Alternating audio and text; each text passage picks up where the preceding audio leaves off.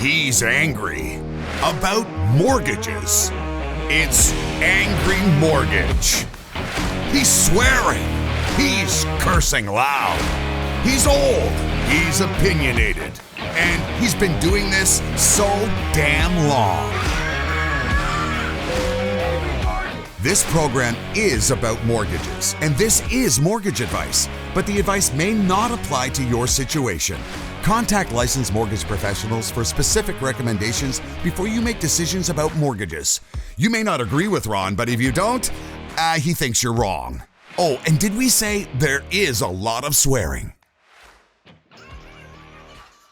And we're back, but there is no Jann today. There's just Ron, but Ghaith is here. I'm right here. Ghaith works in our sales group, and Jann's just she's gonna be fine, but she's just not well this week, so She'll be back. she'll be back. Yeah. So everybody, don't worry, Jann will be back, but she is just feeling under the weather this week. So Ghaith is. Thank you, Ghaith, for agreeing to Thank fill you in. for having me. It's my pleasure. Ghaith talks to mortgage customers every day, 5, 10, 20 of them a day. So he's amply knowledgeable about what's going on in the mortgage industry. Like everybody who works about their mortgage, there's so much goes on every day that you learn fast. Absolutely. Okay? You just get snowed under with mortgage Front lines info. right here. That's exactly right. Front lines. So, yeah, front lines. You can't call it anything else. That's what it is. I mean, you're talking to people every single day who have a mortgage issue or a mortgage request or a mortgage interest. That's as front line as it gets. Exactly. You're there. You're talking to people, seeing their pains, seeing their progress, seeing everything all. 100%. So, one of the things, it's just a big thing in the news last week all across Canada, is a discussion of temporary foreign workers. Temporary foreign workers has been just in the goddamn news because it looks like, well, first of all, why is a mortgage guy talking about temporary foreign workers? I'll tell you why. Because we work with those people. Absolutely. We work now. Obviously, temporary foreign workers can get a mortgage. Actually, they can. Believe it or not, they can get a mortgage. They can get a high ratio mortgage. But what ultimately happens with many foreign workers is they apply for permanent residence, and they receive their permanent residence. At that point, after a few years, they want to buy a house. No. So you run into this yourself. Okay? Absolutely. So we know this to be the process. So we're always talking to people who started as temporary foreign workers, became permanent residents, and now they're looking for a mortgage. And here's what we learned over the years from working with these people. The temporary foreign worker program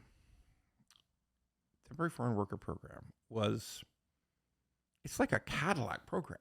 It was the very best people, but there's two categories to it. Let me break that down. Yep.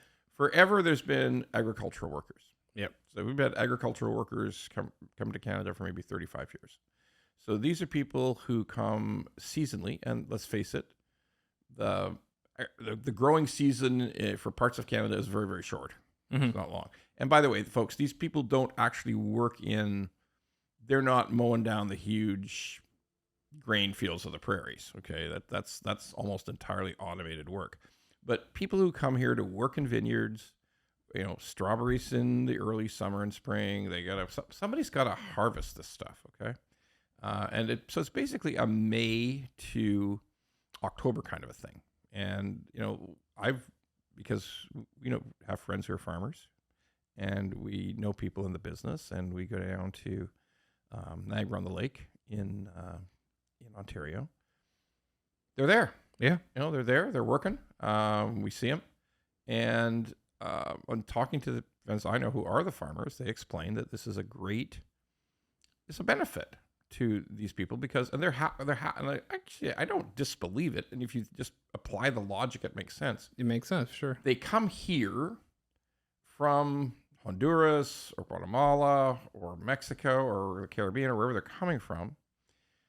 The wages aren't great by Canadian standards at all, but it's mutually beneficial. Mutually beneficial. Exactly. It's excellent for them. Exactly. Yeah. And they send money home. Yep. And then they go home. Everybody wins. They go home. And they avoid the hellacious bad Canadian winter. Yeah.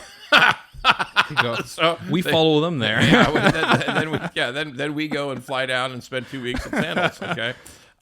So this is a long-term program. The agriculture worker program is a very long-term program. It's been, and people come back. Hey, what you got to ask yourself, folks, is if it was bad for these agricultural workers, I know there'll be some comment that, no, it's slavery, you sons of bitches. No, it's not slavery. It's been going on forever. We may be getting to the slavery part in a minute, okay? But it's been going on forever. It's been working well. It keeps the cost of Canadian food down. There are actually relatively few people who want to pick strawberries, okay? Yeah. Relatively few Canadians who want to pick strawberries, but other people are foreign workers are quite content with it. It's economic benefit to both parties, like you said. It's mutual. Okay? Yeah. Exactly. But somehow this program, which I said was twofold, it was these highly skilled people. When we talk about the foreign worker program that we're familiar with in the mortgage industry, these are great people. These are the most highly skilled, highly educated, high English skilled people coming over to work in engineering or in the medical field. Or in digital, ton of digital. Yeah. Okay. One of my good friends came from New Zealand here, and now she's a professor in Toronto, but unfortunately her PR was denied. Right. But she came here, so she's a professor. She's a professor. So she's obviously highly educated. PhD, researched the whole thing. So she fits that bill. Absolutely. Of the extremely skilled. Absolutely. Person who is. She has unique research, so they need that set of skills. Canada. Exactly. Needed in Canada. Yeah. Right? But they're not giving her. Well, maybe she'll apply again and she'll get it. I think she's gonna have to. Yeah, she'll apply again. She has till December, so she'll apply again. I think it'll be okay. But that she is the perfect example of the program that we understood in the mortgage business. That they are, we were endlessly talking to people who came over who worked at digital, data stack, IT, people who brought huge skills, big education, and were valuable people. Jesus, you'd want those people in Canada, right? Of course, yeah. I mean, these are the top-notch people we need here. Exactly. Yes. And so what we always understood in the mortgage business of the temporary worker program is it was a great program. Okay. And it made a contribution to everybody in Canada. And then somehow in the last 2 years, all fucking hell's broke loose. Who knows what God? All fucking hell's broke loose. Okay. And we got what the fuck do we actually need a bunch of people working in fast food? Yep. I mean, well, here's the thing, right? So the other side of the argument is essentially that these guys are taking jobs because people don't want to do them. Right. All right. So then, first of all, I reject that. Yeah. Okay, because I've heard 1,000 comments from people who say, hey, guess what? Summer students are completely shut out of their typical or after school or weekend students. They're completely shut out of their normal part-time jobs in fast food because somehow these temporary foreign workers are there. They're there. Okay? So they huddle together to stay together. So this is the next issue that we've got to discuss. Is this so? To your point, they didn't want to do those jobs. Okay? Yeah, apparently not. They want to do those jobs. So, well, apparently, but maybe that's a lie. Because if you're a terrible payer in fast food, like if your wage situation is really low, maybe you only need to increase your fucking hourly wage by $2. You'd have lots of people. Exactly. Okay? Which contributes to something that we have seen, again, in the mortgage business in Canada, we have seen for over a decade now, which is wage suppression. Yeah. That sure, there's people at the top of the food chain who seem to be doing fine. Yep. People working at They'll banks, always be fine. lawyers, physicians. Yeah. Like those people, always fine. Always fine. Always everything. And they seem to get enough increases and have strong wages to be able to afford down payments and get homes. And we also know that the price of homes is batshit crazy. And the multiple of income you have to have, you need huge income to buy a new home in Canada. Absolutely.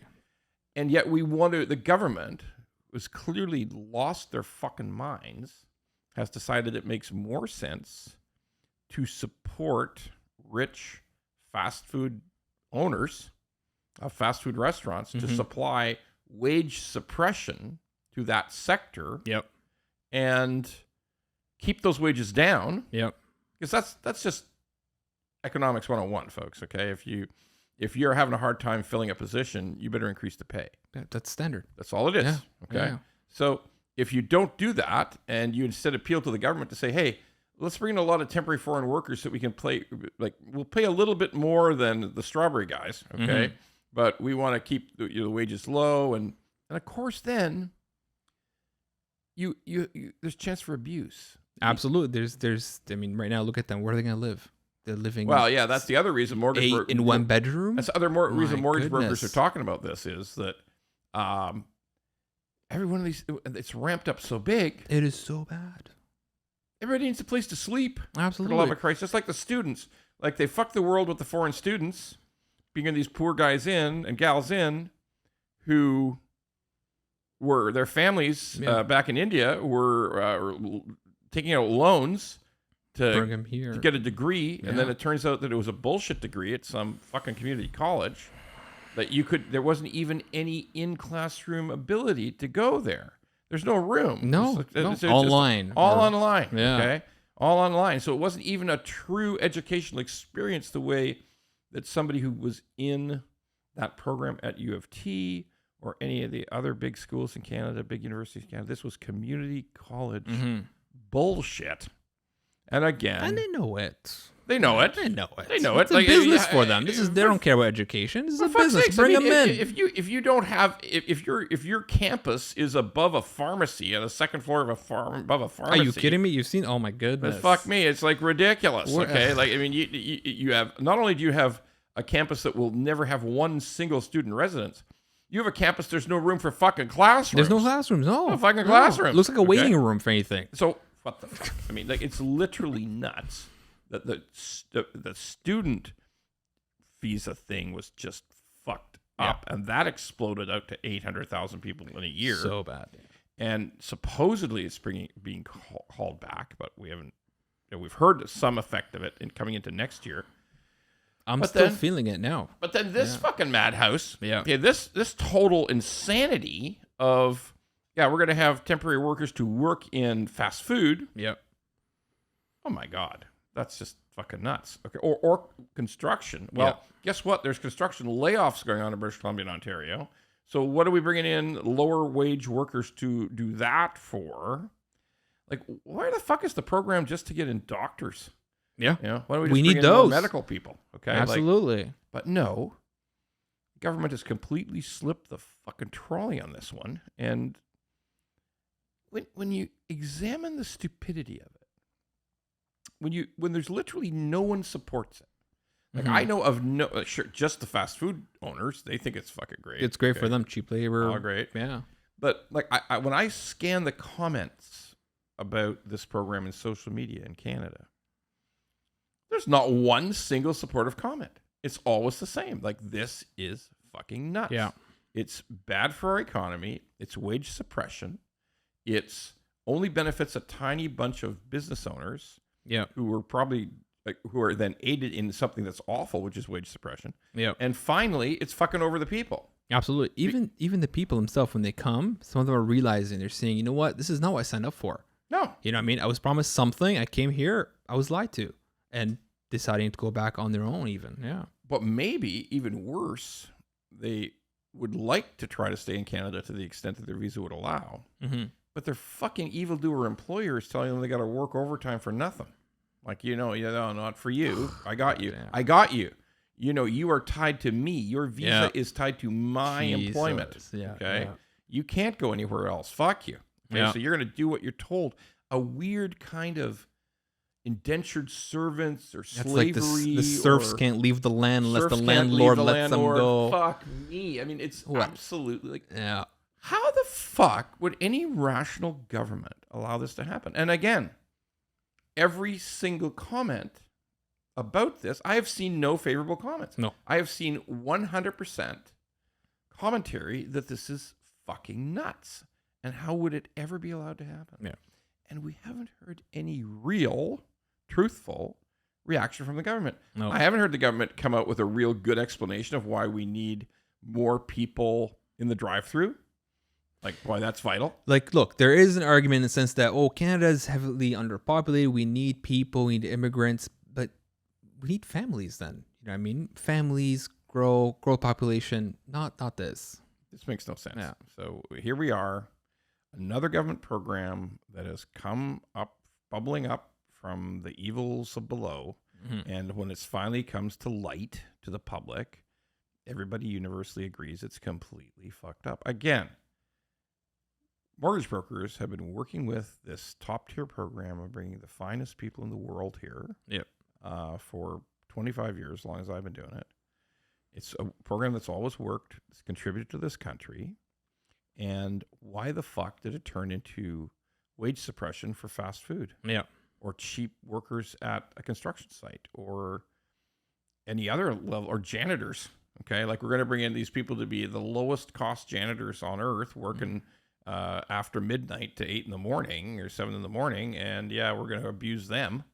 This is just a cycle of abuse. Jeez. It's just sickening shit. Yeah. So, hey, Canadian government, wake the fuck up. I mean, like the litany of errors, long list of errors, of policy errors you guys are making is just fucking bizarre. Okay, absolutely fucking bizarre. All right, so what's going on with mortgage rates? Obviously, you're doing it every day, Ghaith. You've seen some It's coming down steady downward slowly. movement for the last It's looking 6 or good. 7 The weeks. 5 years looking nice. Well, Could look better. we're going to start to think about strategy on this stuff. So, Yeah.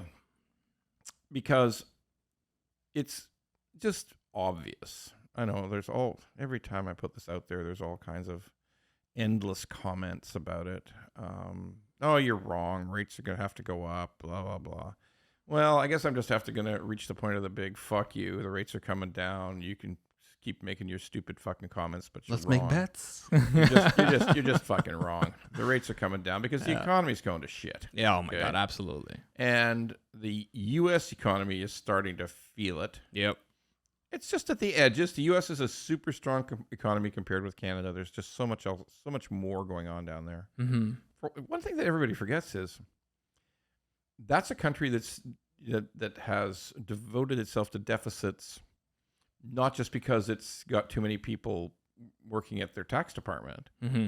They have running deficits to build shit. Like to improve roads, to improve bridges, to improve highways, to improve ports, to bring chip plants out of Asia and build microchip plants here in North America. Yeah. So we don't have to worry that all the chips are in Asia. Mm-hmm. Okay. And they also have a huge military industrial complex. Okay. Big money there. Like when the U.S. goes to war, there's also people making money behind Absolutely. it. Now we can all say that's a bad thing, Absolutely. Yeah. but at the end of the day, It's good for their business. it employs people Yeah. in good paying jobs. Yep. Okay. And we have to realize that it's a different kind of economy than Canada, who has made so many mistakes about manufacturing, so many mistakes about development of energy, so many bad policy decisions that the U.S. frankly hasn't made. The U.S. briefly, 1 month this summer, briefly turned into the biggest oil producer in the world. Now, normally that's the exclusive domain of Saudi. Okay?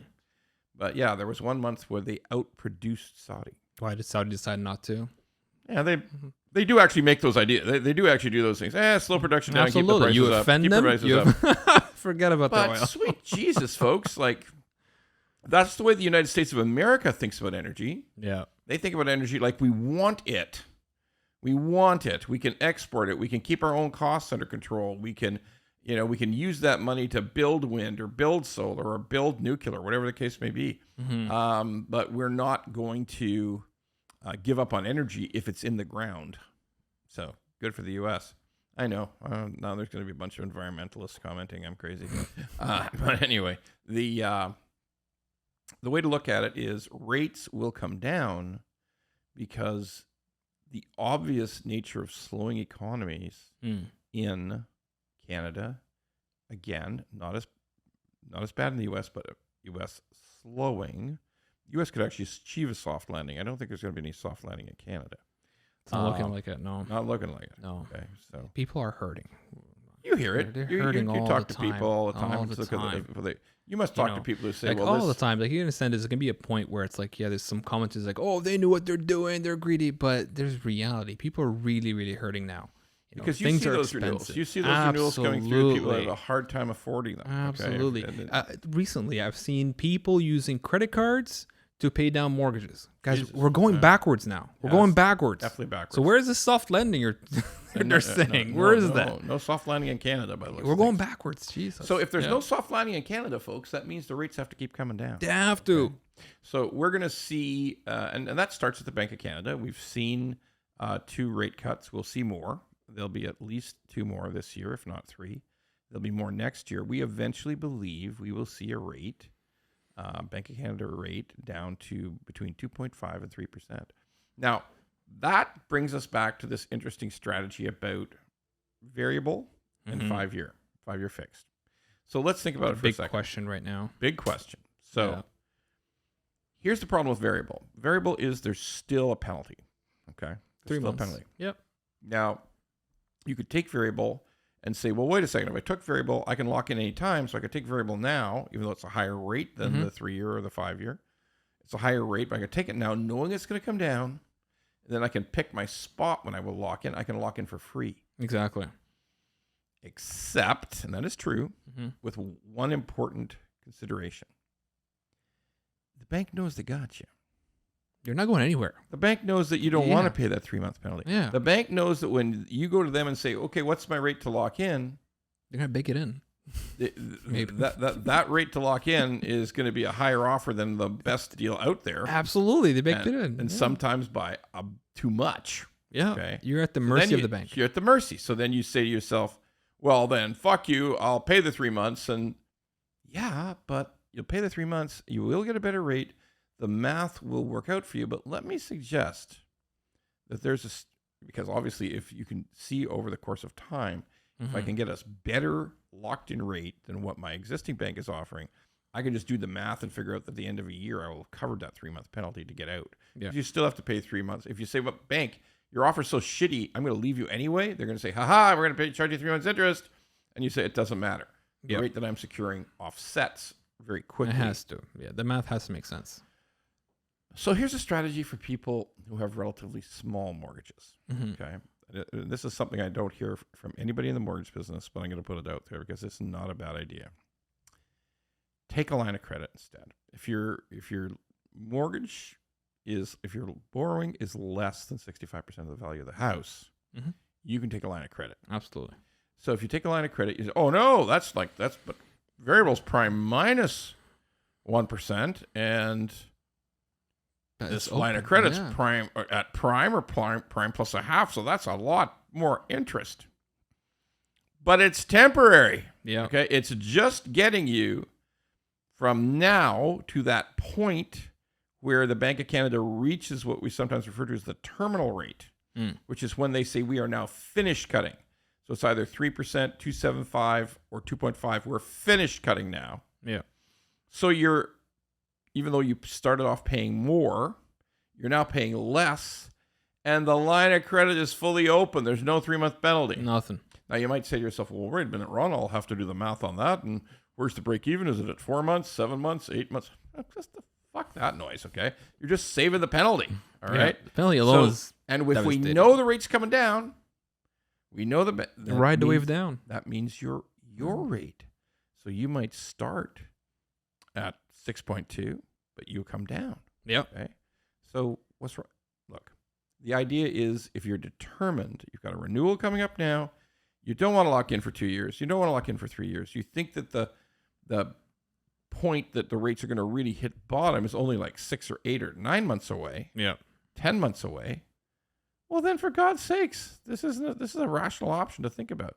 I know sometimes people hate the math on it because the numbers look scary to them. That's why, because people look at the monthly payment. That's all. Well, no, but the monthly payment on a HELOC is tiny. Sure, monthly payment on a line of credit is tiny, but Yeah. people look at the rate as Yes, being higher. exactly. They say, "My God, the variable rate's like 5.5, and the HELOC rate is higher. Why would I do that?"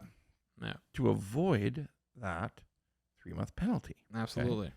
But again, only certain circumstances, smaller mortgage, more house value, and you intend to lock into a fixed at the right time, which might be May next year, or it might be June next year, okay? So it is in many ways a strategy that lets you pick your spot, okay? Not for everybody, but it's worth thinking about. So why do I talk about the idea that the 5-year fixed will be something that we have to start thinking about? Not today, but soon. Soon, yeah.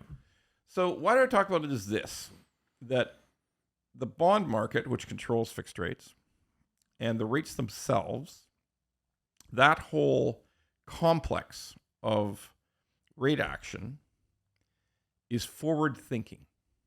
Like when you see a rate today on a 5-year fixed, it reflects what bond traders think is going to happen months from now. Yeah. Maybe a couple of years from now.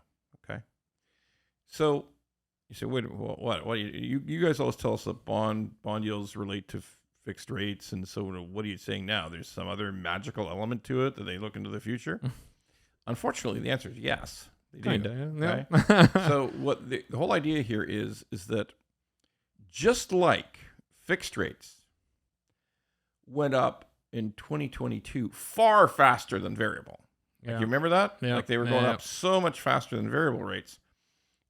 It made people were saying, well, I can't take fixed because it's more expensive. I got to take a variable, which is literally the worst possible thing to do. Okay. Yeah. By the way, the bank regulator did not help because they fixed it so that you could get a bigger mortgage if you took variable back in 2022. Yeah. So total treachery.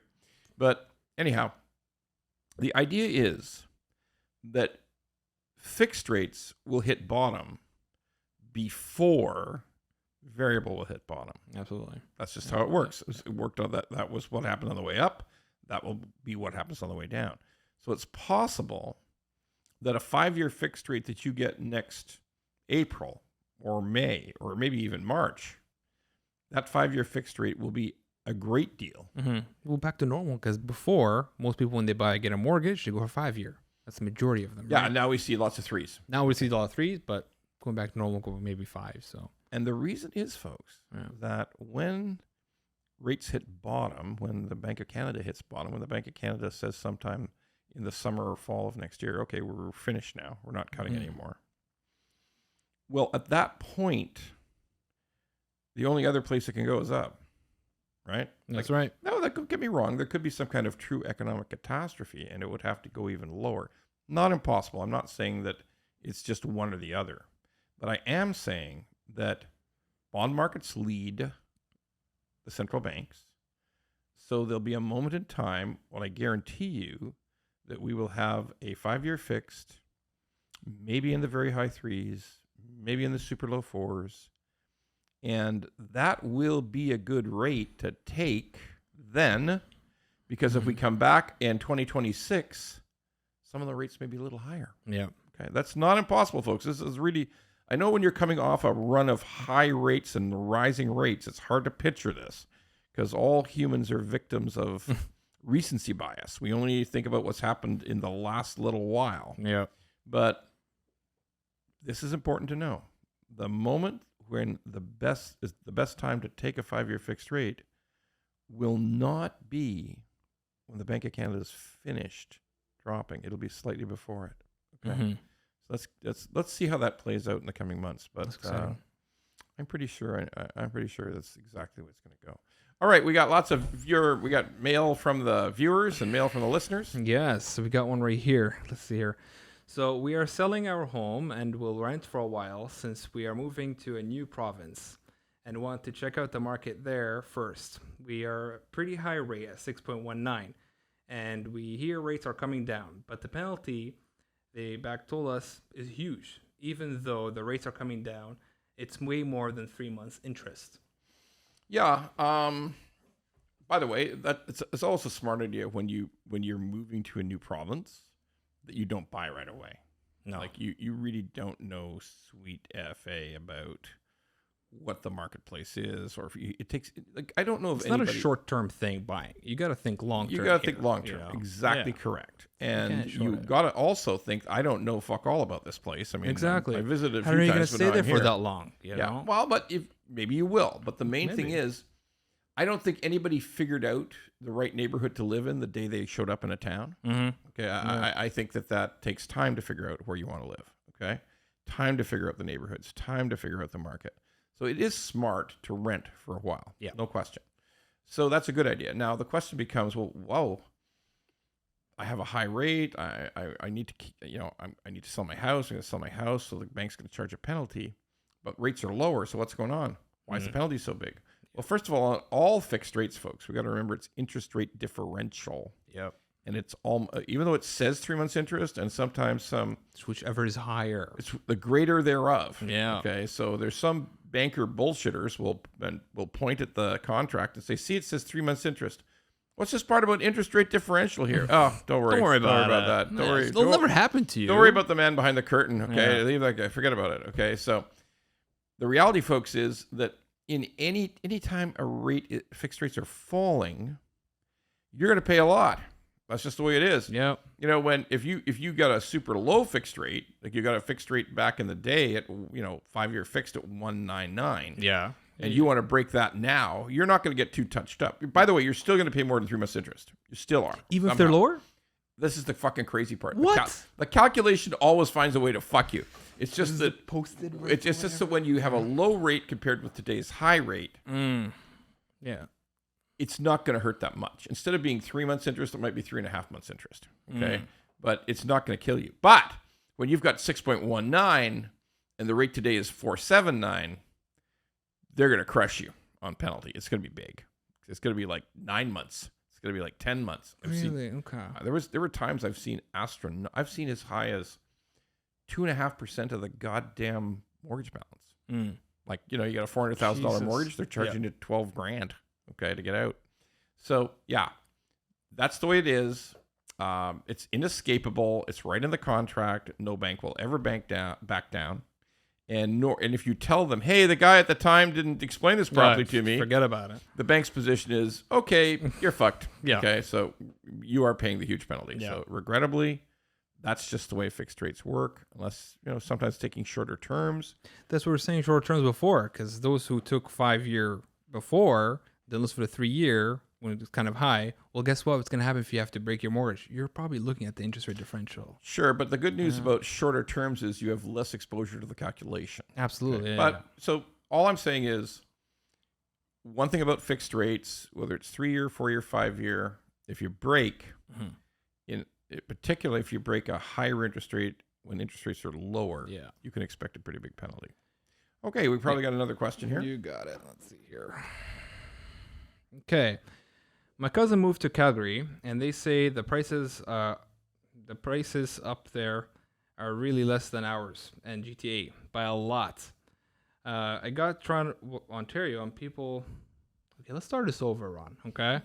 Sorry, try it again. My cousin moved to Calgary, and they say the prices of houses there really are less than Ontario and GTA by a lot. I get Ontario has more people in it, but why the heck is the difference so big? Yeah, that's one thing about Alberta's campaign. Alberta's put on a big campaign, particularly last year, put on a huge campaign called it Alberta Calling. Okay, so come on, Ontario people and BC people, move to Alberta. It's a lot cheaper. Life's better here, and guess what? It's a lot cheaper. So why? Why is the price of houses significantly less in Calgary and Edmonton and all the other cities in Alberta? Because there are other cities in Alberta. Those are the two big ones. Yep. But there's Medicine Hat and Red Deer and Fort McMurray, and there's growing there. There's lots of other cities. There's lots of other cities and towns, all cheaper. So why? Why is it so much cheaper in Alberta? And the first important note I'll make is it's going up. Yeah, like Calgary's gone up significantly for the last 2 years, 3 years. It's gone up a lot. Still nothing like the GTA. No. Why is that? Okay. Calgary, Edmonton, the whole of Alberta have lower development fees. Sometimes we talk about development fees, what the city, the municipality, everybody charges you to build a house. So it's about 65% less there. So and by the way, the red tape to build new homes and new subdivisions and build in Alberta, the red tape is enormously less.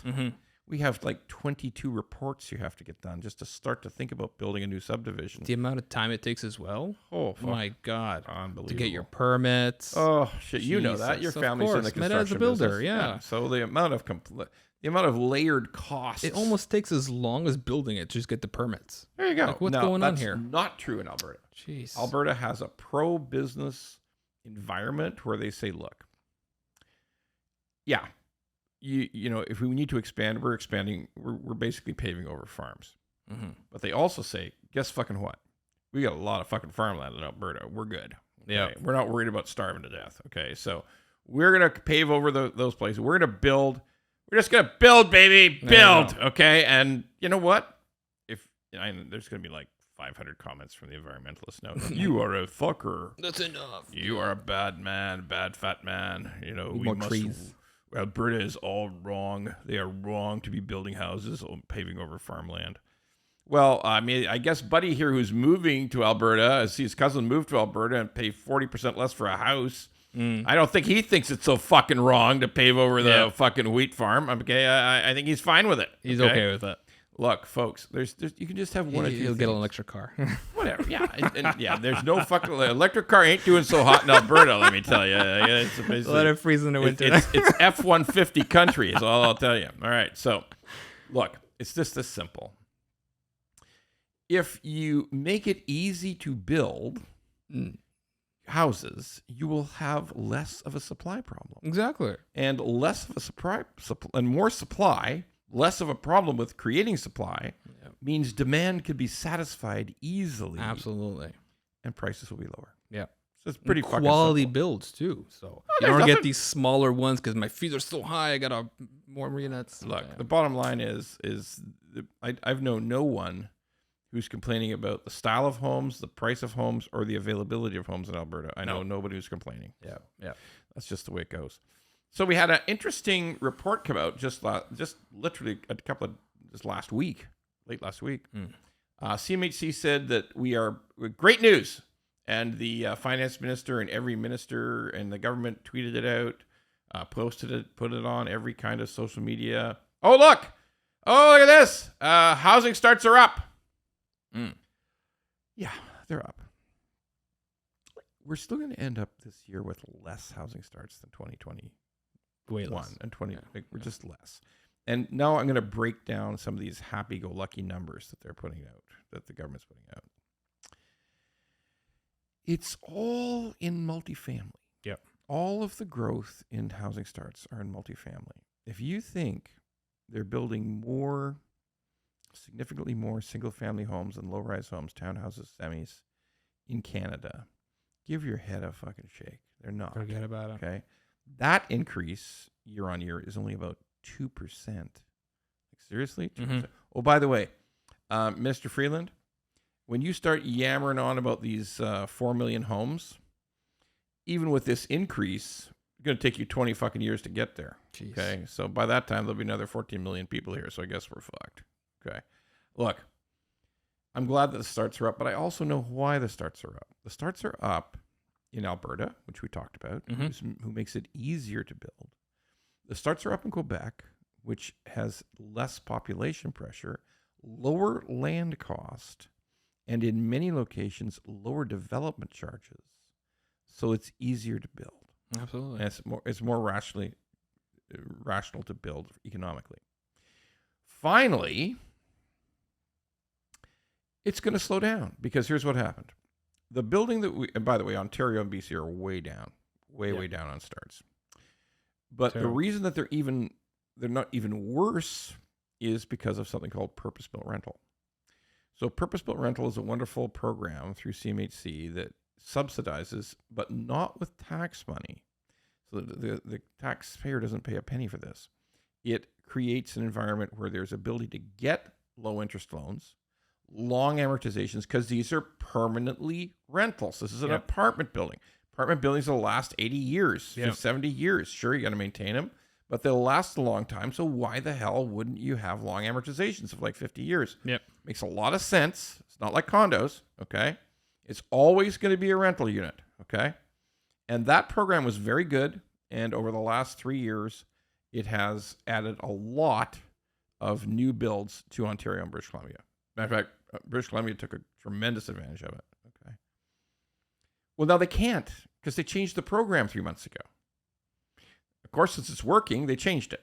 Okay. So they said, no, in Ontario and Ontario and British Columbia, you must work now off less energy savings. We're going to take those points away, those points out of the program.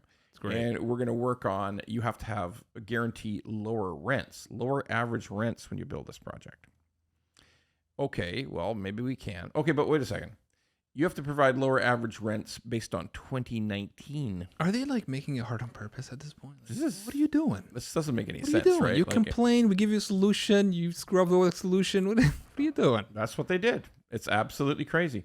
They said, well, yeah, we're going to use the average rents in 2019 is your benchmark, and you have to be able to produce lower rents in 2019 to participate in the program. So, like, that probably will work in Fredericton. It'll probably work in Brandon, Manitoba. It'll probably work in some. I'm sure it will. Yeah. It may work easily in Quebec. Could be. I'm not that big an expert, but it sure as fuck will not work. No. In Ontario, British Columbia, it just will not work. So whatever you see coming out of the government, all these big announcements. Oh, look! It's gone up this month. It went up. Well,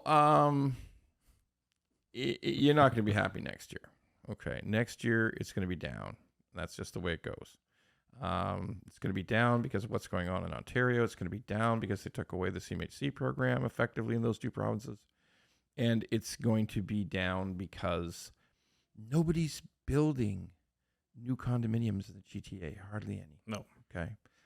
They opened 65, 70 sales offices, shut them all down again because there was no sales. So, folks, no, the starts are not going to go. And by the way, there's no single-family, low-rise, townhouse starts either. No. That ain't happening either. So what do you think is going to happen with the prices for those? Do you think it'll go up for them? Because that is like a unique... that's always the question, and it's a good question, but, the answer is if you create scarcity, you should have price rise. Okay. But if you also have a shitty economy where too many people are worried about their jobs... Jeez, yeah, forget about it. You won't.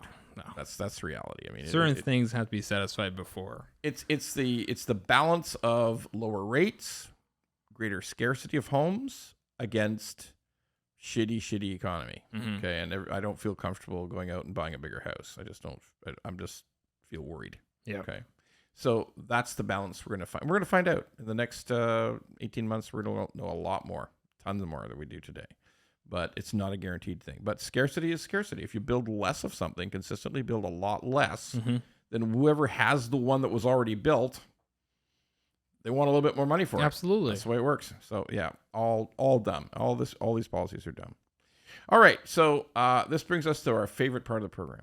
What the actual fuck? What the actual fuck? I have to keep coming back to this thing, and it makes me so fucking mad.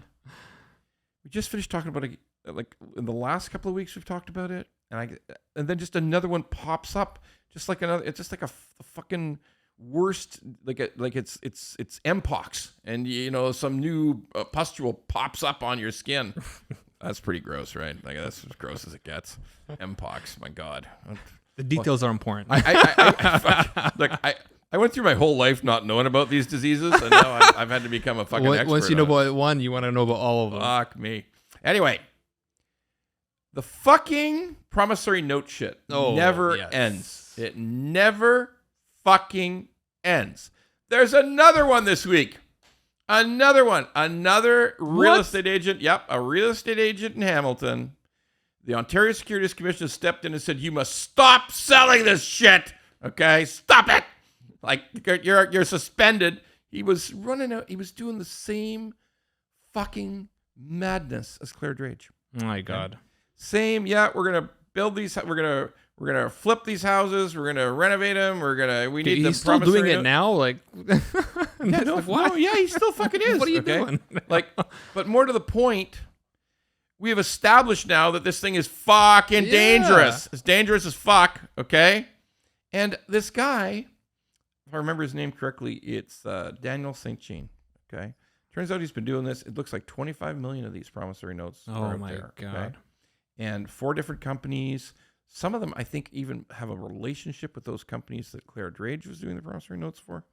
But this is just fuckery, okay? Like, folks, God, I have to say it again. It's getting to be like a weekly fucking thing. If you hear about anybody investing in real estate, private mortgages, any of these real estate, he ran a club. Oh, fantastic. He ran an investment club. He called it REITE Club.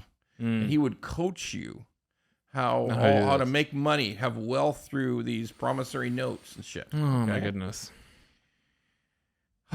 Please, people, if you hear anyone talking about private mortgages, promissory notes, and any of your relatives, anybody you know, if it ever comes up in conversation, just say, go and watch this fat fucker's podcast, okay? Go and watch this fucking Angry Mortgage podcast. He will tell you how promissory notes are the road to hell, okay? So please, Jesus, people out there, no more promissory fucking notes. If you hear that word, turn around and run away. Just fucking run away. Another 25 million gone. Okay, Jesus. Guy, thank you for filling in. Thank you. Really appreciate it. Take care. Next week, folks.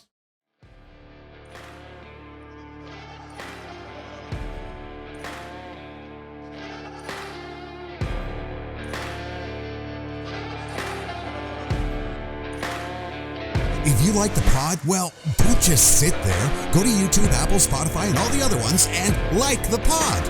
And don't forget to subscribe so we can keep being angry at mortgages and swearing about mortgages. Angry Mortgage could use your support.